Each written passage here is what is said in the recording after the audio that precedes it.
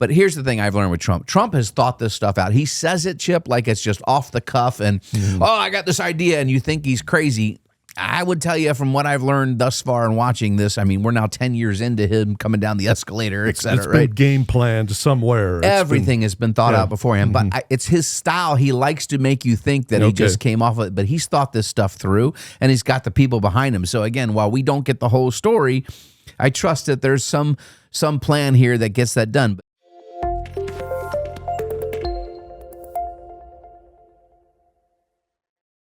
Welcome to Retire Smart with David Brooks. I'm Chip Maxwell. David, it's a big week for Social Security on this show. We've got a news story on the latest DOGE is tearing into Social Security fraud. We've got a Q&A question touching on Social Security. And then in the next segment of the show, our resident authority on Social Security, Sean Swanson, is going to join us. Can you give folks a quick recap of what they can expect from Smart Social Security Blueprint? Sean does a great job with that class, and he'll talk about that in the next segment. But basically, at that class, you're going to learn there's, how to time when you're going to turn Social Security on. It's a very critical decision because we don't get the unlimited redos we once did.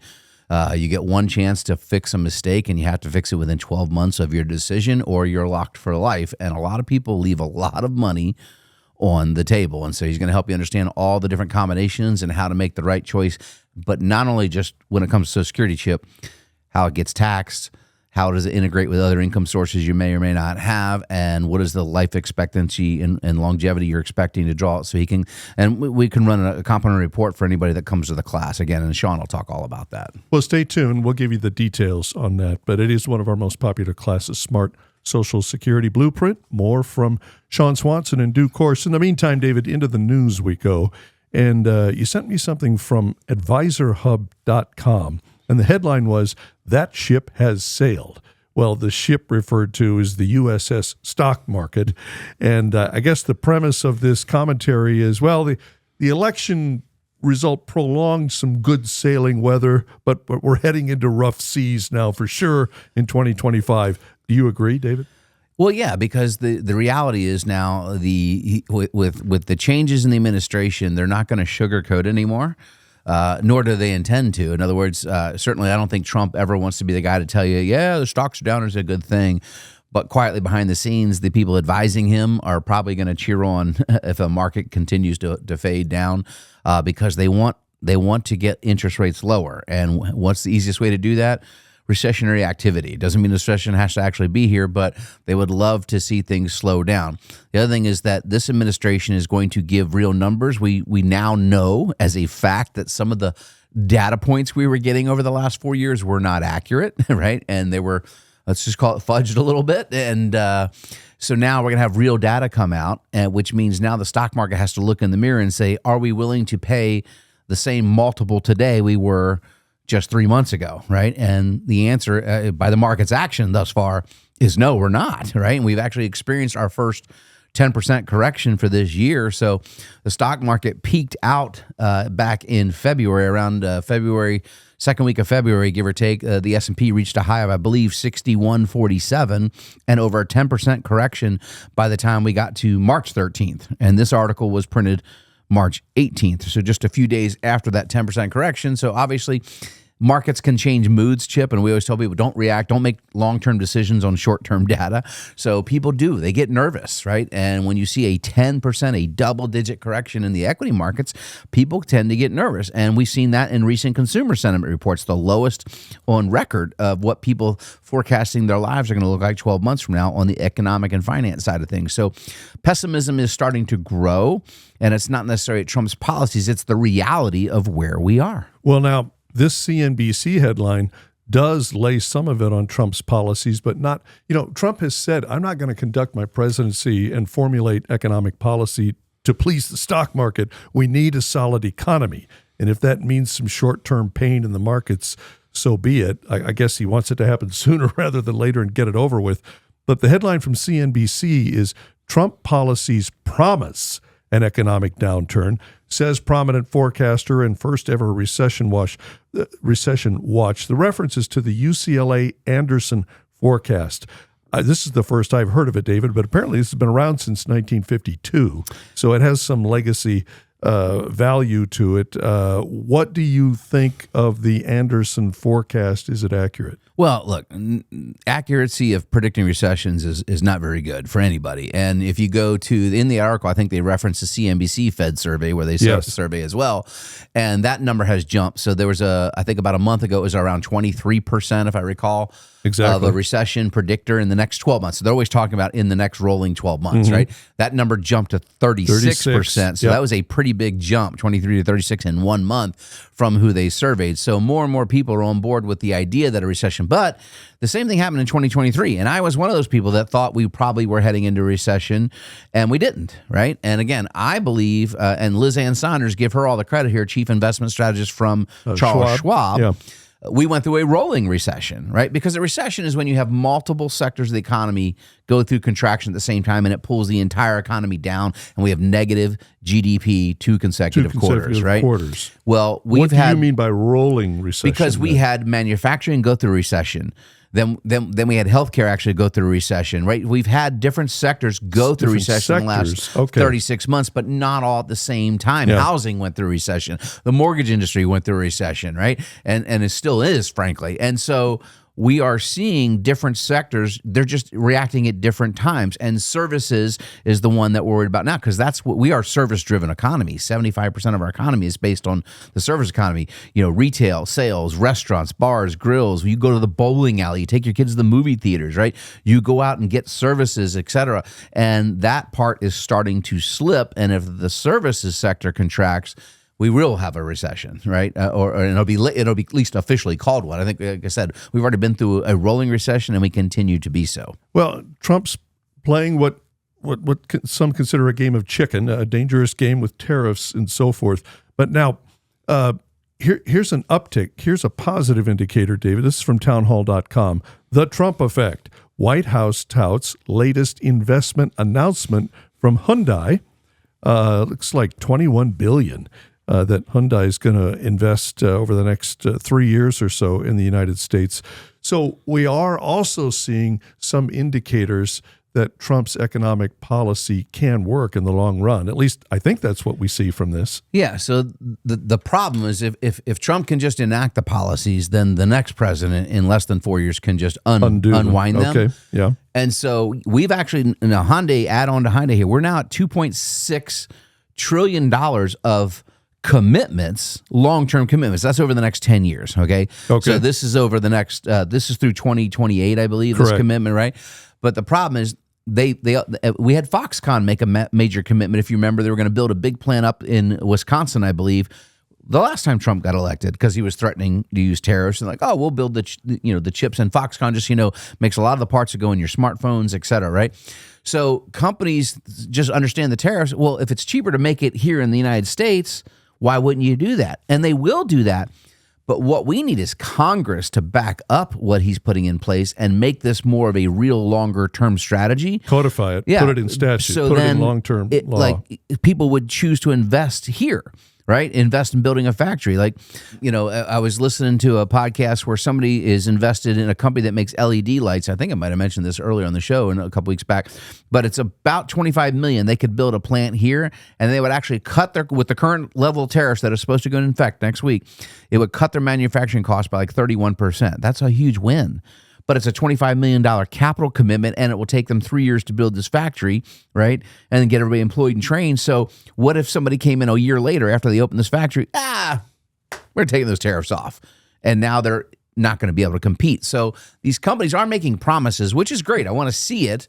But exactly, we need Congress to lay the foundation that this is going to be the way forward permanently, or these commitments may not 100% come to fruition. But again, that's what these articles and people are worried about is, there's a lot of back and forth. Now, Trump pushing these reciprocal tariff ideas, which on paper sounds great, but it will create a lot of disruption. So just as recently as yesterday or earlier this week, Trump is like, well, I'll be a little more lenient, maybe a little more targeted, right? And again, he's trying to thread the needle here. But it'll be interesting because all these tariffs go effect April 2nd. So that is next Wednesday, right? And so we'll see what it looks like, and then we'll react accordingly. David, is this pixie dust at the end? Charlie Kirk of Turning Point USA tacked on a comment to this story.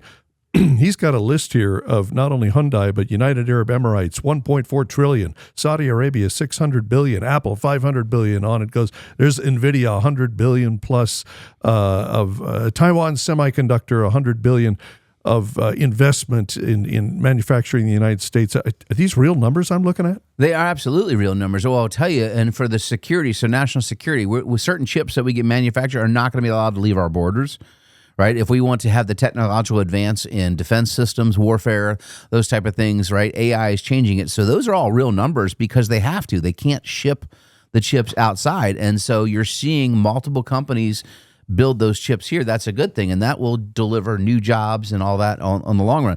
But the Saudi Arabia one, maybe it's true, maybe it's not, but again, like I said, that's over $2 trillion of commitments.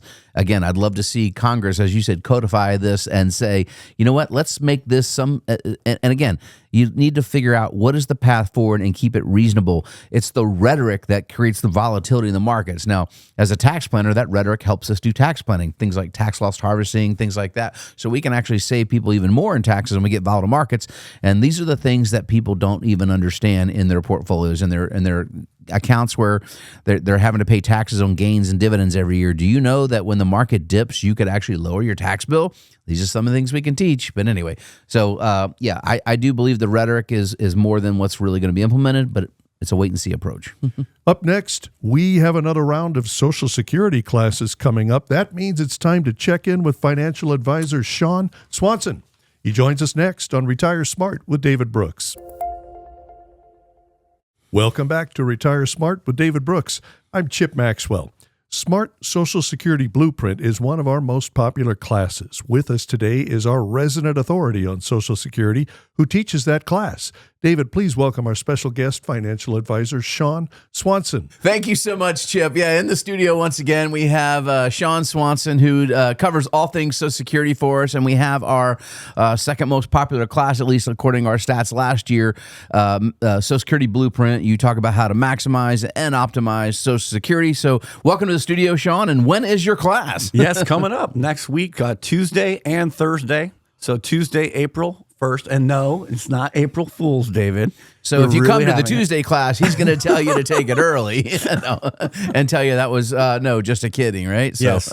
No, so Tuesday, April 1st, beginning at 6:30 in the Midwest Learning Center, and then Thursday, April 3rd, at 6:30 in the Midwest Learning Center. So 2 opportunities. I'd encourage people to register because those classes have been filling up lately. I got to tell you, and I'm gonna have to buy carpet for the Midwest Learning Center. Yeah. We've been running through there. We had a Smart Spend Down class that was completely full a week ago Saturday. Then we had an IRMA class this week. Our first time doing that. That was really interesting. That's the Medicare penalty line. We had 2 tax and estate planning classes that were really successful. You've got 2 Social Security classes. Man, who is scheduling all this stuff, Chip? Figure out my schedule. And yes. And the sad part is they're making me show up to some of these things. I'm like, hey, now my wife says no, go home. Anyway, yes. All right. It's a busy time. We had some changes here recently in Social Security. The Fairness Act was passed about this.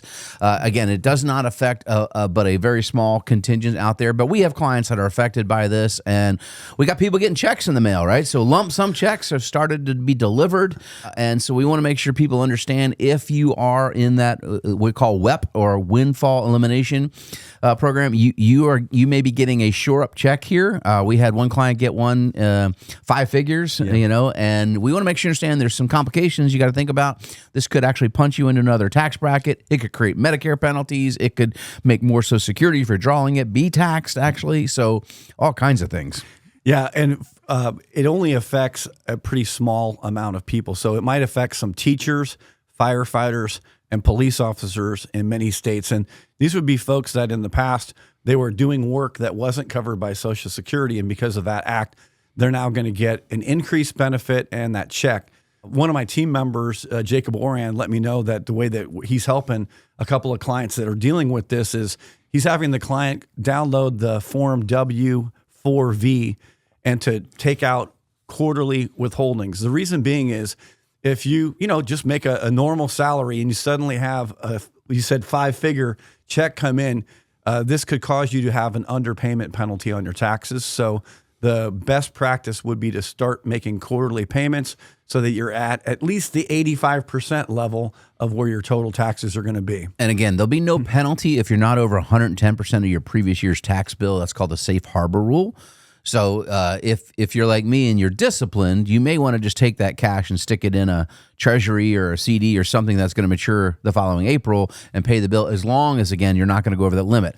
If you think you are going to go over the limit, another way to do it is if you are currently working, you can just increase your withholdings through your payroll deduction at work and not worry about doing it at Social Security. Again, but you just need to be thinking that, okay, wait, I have more taxable income coming my way. It's a blessing, but you get this lump sum check and it is taxable, assuming you have other taxable income. Again, if you had no other income, it would in fact be tax-free. Yes, right? it would be. And the blessings is this happened this year instead of previous years. So guess what? That lump sum check, the state of Nebraska doesn't get any of it, do they? No, they do not. So good news all around there. So it's a blessing to those people that were affected by this. Again, if you want to learn about the Fairness Act, what it's changed, and all the complications when it comes to choosing when to draw, because there are hundreds of different combinations, especially for a married couple, over 500 combinations, you should attend this class. Absolutely. And what I love about how we serve the families that we serve is Social Security is a key part of income in retirement, but it was never designed to be the only income in retirement. So one of the ways that we serve the families that we serve is we build out an inflation-adjusted income plan, and we have Social Security dialed up as part of that. Well, one of the things we talk about in the class is that there are times when it may make sense to take Social Security early, right? If someone had, unfortunately, a health condition that got diagnosed, it would be in their best interest to take it early. But there's several opportunities where taking Social Security early would actually be a mistake. David, what are some of the big ones that you think of when you talk about when it might be better to take Social Security later? Well, a lot of people misunderstand the tax implications. And again, we're not giving you tax advice here, right? So when it comes to Social Security, you need to understand what are the tax implications. So we will show you through software and actuarial data when to draw Social Security based on how to get the maximum benefit from the government. And again, for most people that break even, if you were going to draw early, say at 62 versus 67, which would be your FRA for anybody that's not drawn yet, you're taking a 30% hit, so it takes you until you're about 77 and a half years old, typically, and it's a little different based on your exact dollar amount, but to break even, right? So if you waited and you live past that age, you're going to get more money. Mm-hmm. And then, of course, if you want to wait all the way to 70, the break even comes around age 80 to 81, depending on exactly how much your Social Security is. But the difference there is how we recommend this, right, is for single people, FRA age is usually sufficient, right? Full retirement age. Yeah, FRA, yeah, full retirement age. Where if we have a married couple, sometimes we want the larger earner, the one who has the larger check, to wait to 70, if we can build it in the plan, because of the survivorship benefits. So now we're talking about the taxation benefits, we're talking about the survivor benefits, and then the maximum benefits. And all this is optimized by understanding how you'll be taxed, when you'll be taxed, et cetera, like we're talking about. And again, Social Security was never meant to be taxed. Of course it is, right? Mm-hmm. But most people don't know it's the single largest tax the average American pays into the government yearly, because it's 12. Basically we're paying 12.4% of our wages up to the $180,000 in earned income per person to Social Security. Now you're getting that through payroll deduction. You're paying 6.2. Your employer is paying 6.2, but it's embedded in the wage they pay you or offer you, right? That's right. That's larger than the average income tax. The average American's income tax is in the single digits effective rate. So it's a 40% larger tax than income tax for the average American. And most people are clueless with this stuff, right? 100%. And there's a couple of other real life examples. I had a really busy week last week with client meetings, and there was one couple where they were needing to access health care prior to age 65. And we talked about the Affordable Care Act. And the way the Affordable Care Act works is... Which is 15 years old this past week.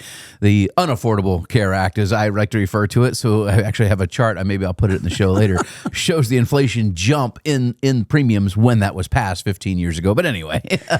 Well, yeah, and you're right. But in this particular case, the goal is, because the Affordable Care Act is based on a slider system where the lower your income is, the higher the subsidy is. That was one case where turning on Social Security would have negatively impacted their subsidy for affordable care. And then the big one is, I love the fact that we build out a smart plan for all of our clients that covers all 5 of the key areas. And one of those is when we're doing Roth conversions, there is a prime age where doing maximum Roth conversions are wise. And if we're able to not turn Social Security on, David, that opens up room in that beautiful bracket to be able to get money moved from the IRA bucket to the Roth bucket. And you'll never pay tax on those dollars again if you follow all the rules. Amazing. Right? Yep. You guys got me clawed back into the conference room. I haven't sat in on a new client in over 3 years, and due to the overwhelming response of clients right now feeling the need to, people that have been listening to the show forever, okay, I need to come and see you guys. And we've overwhelmed here to start this year. And so what do we have, 16 or 17 advisors on the day? I can't even keep up, right? Yep. But so I actually had to go in and take a few appointments, and I was sitting in there with someone in that very same position, had done all the hard work, had saved up a couple of $1 million in assets and retirement accounts, et cetera, but was on the Affordable Care Act, or is today. And they're like, well, yeah, we're getting about $1,000 a month in subsidy, right? And I'm like, well, okay, yes, you are, but is it costing you money? Because they happen to have over 7 figures in those tax deferred accounts you were just talking about. Oh my. So I just did some simple calculations. It's about $319,000 in savings over here versus the next 2 years you give up that $12,000. 24 grand to get you 319. That might be a pretty good horse trade, right? So You don't know what you don't know. How Social Security actually affects taxation, when you're going to withdraw income from those retirement accounts. I mean, you've been saving your whole life, but you're probably unaware you can pay 8 different taxes. Actually, you could pay 10 taxes on one IRA distribution if it was large enough, right? Medicare, Part B, Part D for you, for your spouse, that's 4. Federal income tax, state income tax in some places, net investment tax, alternative minimum tax. It just keeps going on and on and on. And people are not told about this stuff, right? So you kind of cover how all this is laid out, how to make the decisions, how you're going to get taxed at the class. Again, when is the class? Yep, the class is this upcoming Tuesday, April 1st. No April Fools on that, at 6:30 p.m. And then 2 days later, Thursday, April 3rd at 6:30 p.m. And if you attend the class, they will run, Sean and the team will run you a complimentary maximization report on how to maximize Social Security. Now, just so you understand, that does not happen at the event. We got to get some information from you following the class. But if you attend and you want that, make sure you let them know at the event. Hey, thank you. We're out of time this week, Sean. Thanks for jumping in the studio. My pleasure. All right, Chip, what do we have next? Up next, you have questions. David Brooks has answers. Q&A is next on Retire Smart with David Brooks. Welcome back to Retire Smart with David Brooks. I'm Chip Maxwell. Into the Q&A we go. David, last batch of questions from our attendees at the State of the Market event recently. Here's the first one. It's about the Ukraine war. If the war in Ukraine is settled, what sectors of the market will be affected and how? A lot will be affected. So the industrial war complex, as it's kind of known, will be negatively affected because, listen, the way our systems work and the contracts work with all our defense contractors, Lockheed Martin, et cetera, Boeing, every time we fire a missile, we buy a missile, right? And in fact, sometimes every time they fire a missile, they buy 3 missiles. That's the way the contracts read, so they can keep reserves, et cetera, in times of war. Well, we've been using a lot of ammunitions that, it's not reported on your nightly news, but so those companies that are benefiting from this war would be negatively affected because the orders would slow down, right? So defense contractors would be the first and most obvious. The food sector will be affected greatly, and that would actually be a positive because input costs would go down because Ukraine, a lot of people don't realize, is one of the largest wheat manufacturers in the world, right? And so they've not been fully online for a while due to all the activity there. So if that came back up, that would lower the input cost on commodities, food, crackers, wheat, bread, things like that across the globe. So that would benefit those type of companies that make those things. The energy sector would most likely be negatively affected, at least in the short run, simply because disruption of oil production in the Black Sea, Russia, et cetera, all the things that go in the energy sector that's around Ukraine would make more supply come online. And on top of that, we got Trump going drill, baby, drill right now here in the U.S. So but that is part of the mandate, right? And Scott Bessert, the Treasury Secretary, has got 3 things he's trying to do, right? Lower costs, lower interest rates, and increase production of oil and gas around the world to drive the price of energy down significantly, which is how they're trying to, fight inflation. So again, those are, just off the top of my head, 3 areas that will be basically impacted significantly. Next question, David, is about the debt. What is the estimated amount per taxpayer to pay down the debt and balance the budget? Well, you and Jeff Bush were both wrestling with these numbers, and they do change sometimes from day to day or hour to hour. Okay, so great question. So the question is, what is the amount to pay down the debt and balance the budget per taxpayer? So that's not per citizen or per American. That's per taxpayer. What do we have, 100 million taxpayers? So, so it's about $145,000 per taxpayer. Wow. Yeah. That you would have to pay. And now to balance the budget, we would have to increase our intake by over $2.4 trillion a year. So that would mean you would have to kick in, about another $27,000 a year in taxes for every person that's currently paying taxes every single year to get to a balanced budget. Now, again, can we get to a balanced budget? There is most likely waste and fraud totaling about $1 trillion in that $7.5 trillion in spend, at least from the rough view. We are working hard to, or at least the Congress is, DOJ, et cetera, to cut that, and some of that will happen. Treasury Department just on Wednesday this morning announced they're going to lay off. They have over 100,000 employees, Chip, at the Treasury. What do we need 100,000 people working in the U.S. Treasury for? So they're going to cut 50,000 jobs right there. So slowly, as they get the government payrolls down, that will help. And then they think they can increase revenue by $1 trillion. And this came from an interview, by the way, with Commerce Secretary Howard Lutnick, the former CEO of Cantor Fitzgerald, who we talked about, who's Trump's Commerce Secretary. That is their plan. So basically, can they cut costs? Well, that's Elon's job. And can they raise revenue? That's Howard Lutnick's job. And then Treasury Secretary's job is to refinance all the current debt at the lowest interest rate possible. So they're attacking this from multiple fronts. And I do believe it could potentially happen.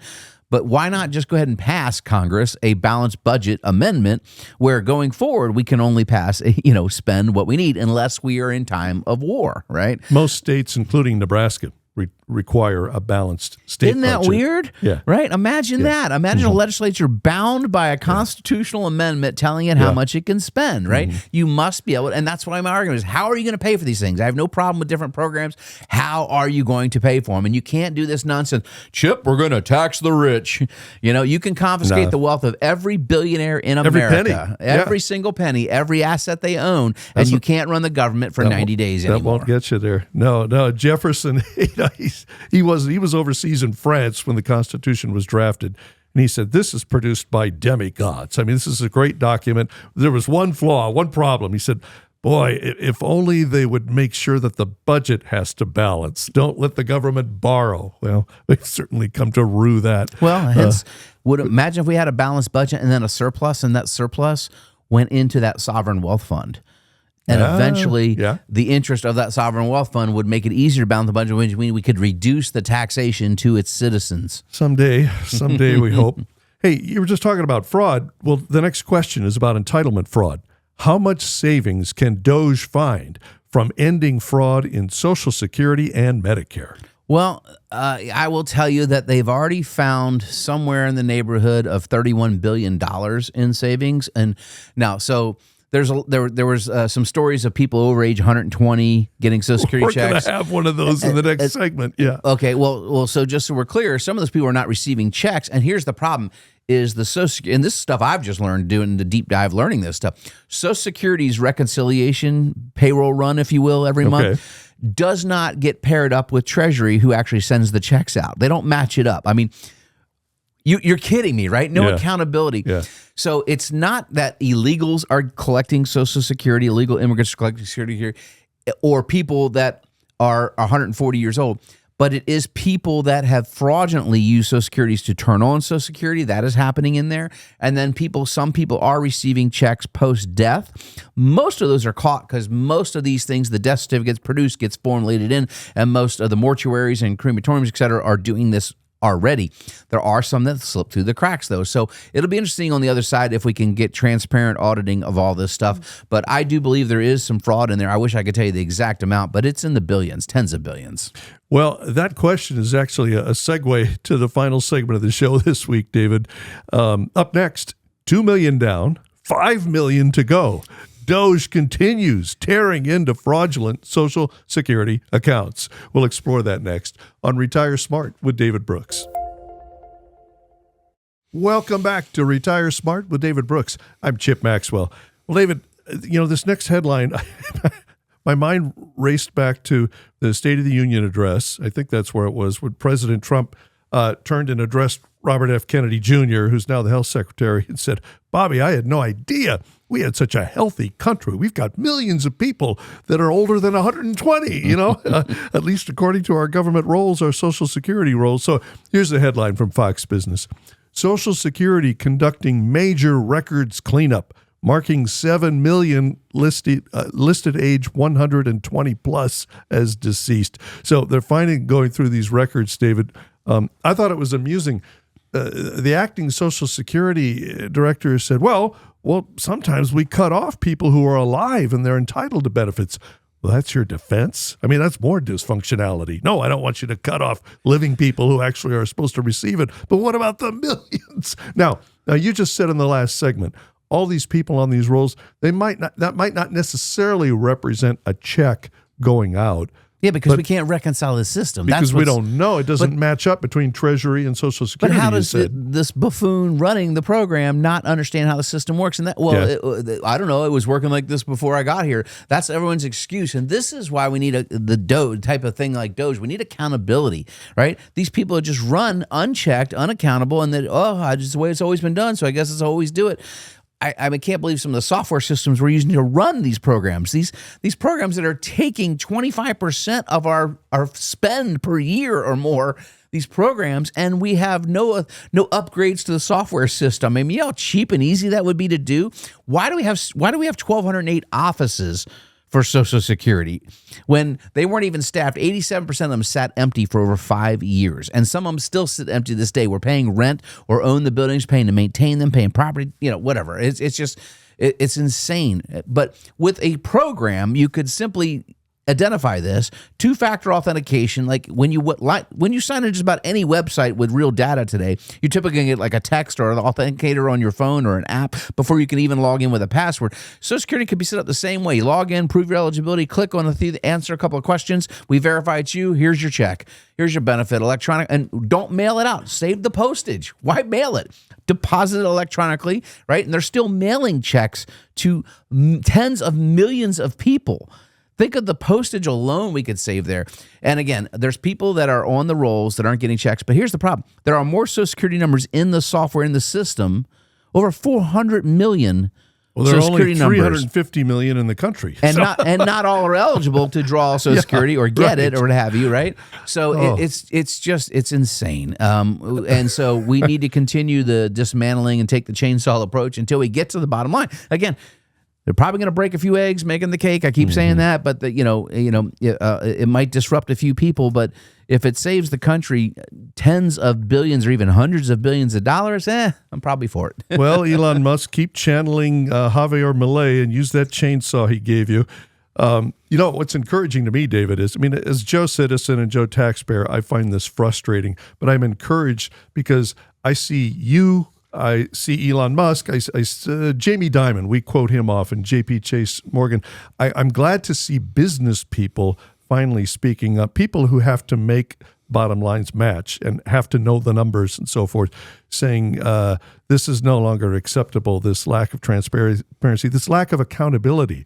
So I hope that pressure keeps being applied. Well, the very government that I pay these taxes to, and I pay a lot in taxes, right? Yeah. I demand they have the same accountability that I have to create my return. I have a there's a deadline, right? April 15th as a U.S. taxpayer, that's your deadline. File an extension, but just so you know, if you've never filed an extension, your payment is still due April 15th. You don't get to delay your payment, right? So all the money is due to the Treasury on a accountability timeline, and then you're accountable to prove and have receipts, et cetera, for how your taxes are filed. We should demand the exact same thing on the other side of the aisle of what the government's doing with that revenue they are collecting and spending on our behalf as citizenry. David, earlier in the show, you mentioned how the Ukraine war can affect the energy industry and the drill, baby, drill. Trump has adopted that slogan as his approach. Well, during the first Trump presidency, we became domestically independent, energy independent. And but now this caught my eye. This is CNBC headline: Why oil companies may not love President Trump's drill, baby, drill agenda. And I guess it's because of there's record production going on, but then if prices get too low, it's no longer profitable. Is that the equilibrium that we're trying to find? There's a show, streaming show. Granted, I'm not recommending what you watch, but it's got some immoral things on the show. But it's Billy Bob Thornton. It's a show called Landman, and I haven't seen John Hamm of the Mad Men fame, or what have you. He is. Owns an oil company in Texas, and Billy Bob Thornton is his kind of on the ground rough guy that gets stuff done. But anyway, it's a really crafty and well written show. But anyway, so one of the scenes in there that he's trying to explain to this attorney, this high powered attorney, no, don't you just want oil at $120? No, ma'am, we don't. We want oil between $70 and $90. Because, and I'm paraphrasing exact dollar, because we make a profit at that level. The American consumer can stomach that level. When oil goes over $100, they just quit buying. People slow down, stop their behavior. When it's below $70, we have to lay people off, right? We have to fire people that are hardworking American, et cetera. So there's a sweet spot. There's a sweet spot. And so, they are nervous because they are trying to suppress the price of oil. Now, again, if technology, which it did, so just so we know, that sweet spot used to be $85 to $110. But what came about in the last 20 years? Fracking, increased technology, how to get more oil out of the ground with less capital expenditures, right? So it became cheaper. In fact, I believe, even though Landman gave that quote, I believe the number is really north of $58 a barrel. They're highly profitable, and south of 75, they can be just fine. And that's good for our economy, because that means $2.50 a gallon gas nationwide, or even lower, right? And so Trump, though, for inflation, is trying to drive it down. For every penny, Chip, every penny change in the average price of gasoline in our nation is $1.2 billion a day that can be fed back into our economy. You don't have to spend on the gas. You can then spend it on food, clothing, housing, whatever serious else. Money. Well, so imagine if we took down $1. That's $100 billion a day. That's $1 trillion every 3 years in additional GDP. Right. So, I mean, that is pretty massive when you start to understand what they're trying to do. So, again, this nonsense of the green stuff. Look, we are the cleanest manufacturer and refiner of oil on the planet, bar none. Would you rather us be the ones refining it, or folks across the oceans that don't care about CO2s, et cetera? Right. But anyway, let's stay with oil for a minute. Next headline, Market Watch. Trump plans secondary tariffs on buyers of Venezuelan oil. It's a new, untested tactic. David, what is a secondary tariff, and is Trump onto something here? I kind of like the idea. Now, whether it gets enacted and how you track this, it's a secondary. So, in other words, if your country, let's just say China, and we're going to have a 10% tariff across the board on China, right?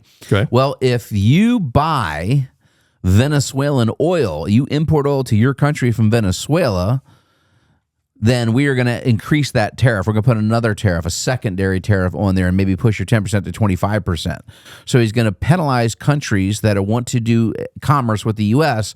for buying their oil instead of buying ours. In other words, he's trying to get them to buy U.S. oil, right? Again, driving those prices down, but increasing the volume so that they could be profitable at a lower, cost per barrel, et cetera. So I don't know how it's going to shake out. Again, but here's the thing I've learned with Trump. Trump has thought this stuff out. He says it, Chip, like it's just off the cuff and, I got this idea, and you think he's crazy.